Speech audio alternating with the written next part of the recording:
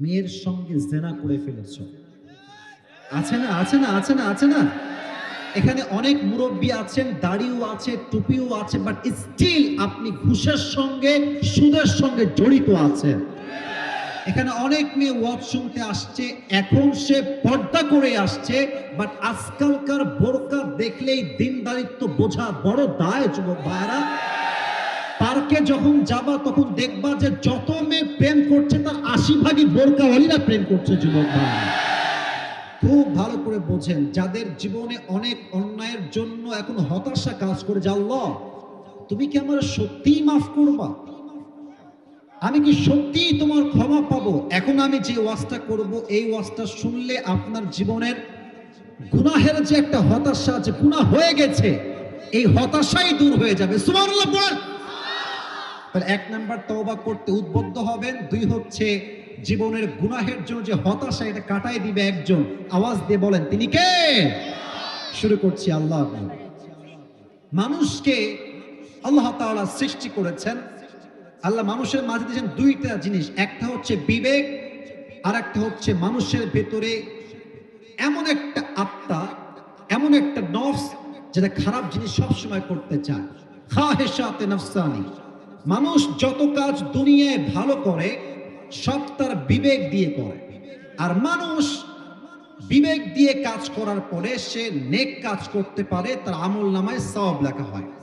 ঠিক একই মানুষ যখন গুনাহ করে তখন সে প্রবৃত্তিকে অনুসরণ করে গুনাহ করে, বাট যখন কোনো মানুষ গুনাহের পরে রিয়েলাইজ করতে পারে এবং সে তওবা করে, আল্লাহ তাআলা বান্দার সমস্ত কাজের মাঝে এই তওবার কাজটাকে সবচাইতে বেশি ভালোবাসে। সুবহানাল্লাহ পড়েন।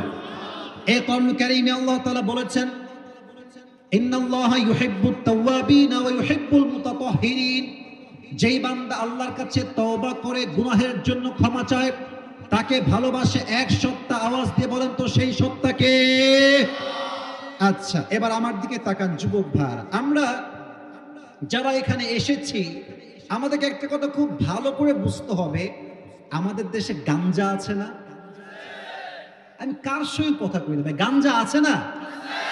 আরে মেয়েদের তো আজকাল চরিত্রবান না, গাঞ্জাখড়ি তো বেশিরভাগ মেয়েদের পছন্দ হয় আজকাল। চরিত্রবান যুবক দেখলে চলে না, খ্যাত।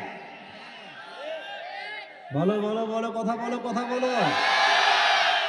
বোন, একটা কথা মাইন্ড করেন না, আপনি আমাকে খ্যাত বলছেন, দাড়িওয়ালাকে খ্যাত বলছেন, দিনদারিত্ব খ্যাত বলছেন, আপনি সেই একটা বাস খাবেন সামনে। যখন টাকাওয়ালাকে বিয়ে করবেন, দিনটা যখন মাঝে লাগাবে বাড়ি, তখন বুঝবেন চরিত্রবান সবচেয়ে দামি আল্লাহর এই জমিনে, ঠিক কিনা বলো? এদিকে তাকান। এই যে অনেক মানুষ গাঞ্জা খায়, তো গাঞ্জা খাইতে খাইতে এমন একটা অবস্থা এসে চলে আসে, গাঞ্জা না খাইলে আর ভাল লাগে না। দেখবেন এই এলাকায় কিছু বিড়িখোর আছে, নামাজও পড়ে, নামাজ থেকে বের হয়ে এলাকার চায়ের দোকানে বসে বিড়ি টানে, ওপেনলি পাবলিক প্লেসে।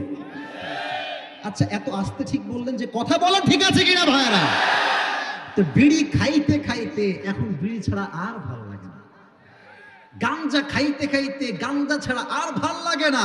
এখন গাঞ্জা খাওয়ার জন্য বাপের মাথায় অস্ত্র ঠেকিয়ে টাকা বের করে অনেক যুবক গাঞ্জা খেয়ে বেড়ায়।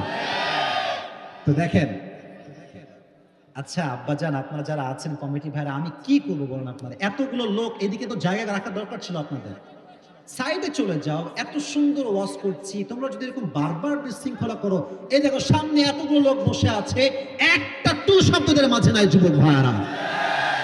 বারবার বসাবাদ দিয়ে চুপচাপ করে বারবার সাউন্ড করছে। মেহেরবানি করে sit down, take your own seat. একদম কেউ কাউকে ধাক্কা দিবা না। শয়তান ঢুকে গেছে, সবাই তাকবীর দেন।